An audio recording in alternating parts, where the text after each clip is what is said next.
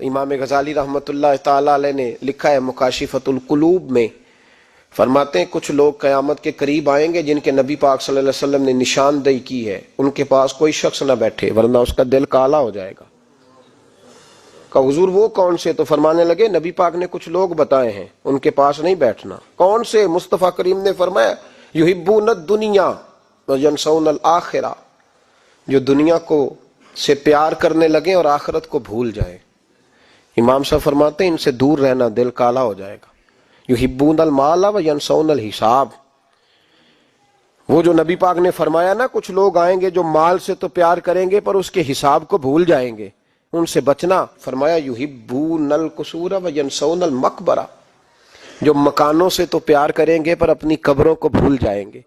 اور فرمایا ان لوگوں سے بھی بچ کے رہنا، ان سے بھی پرہیز کرنا کہ جو لوگ یحبون الخلق وینسون الخالق، جو لوگ مخلوق سے تو پیار کریں گے، بندوں سے بڑا پیار کریں گے لیکن اپنے رب کو بھول جائیں گے، ان لوگوں سے بھی بچیں۔ ایسے لوگوں سے نبی پاک صلی اللہ علیہ وسلم نے نشاندہی کی، ان سے بچیں۔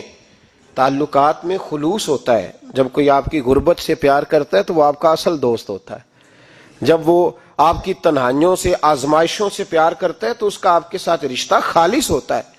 جو آدمی دولت کو دیکھ کر پیار کرے اور دولت کو دیکھ کر آپ کے ساتھ وابستگی کا اظہار کرے تو اس شخص کا پیار سیدھا سیدھا، میرے رسول پاک سید عالم صلی اللہ علیہ وسلم نے ہمیں استغنا کا حکم دیا ہے، بے نیازی کا۔ یہ دنیا داری میں الجھنا، دنیا کے بن کے جینا، دنیا کے ہو کے رہنا، آپ یقین کریں سارے رشتے، میں نے سعودی عرب میں پیر دیکھے، پیر مریدوں کی لسٹیں لے کے جاتے،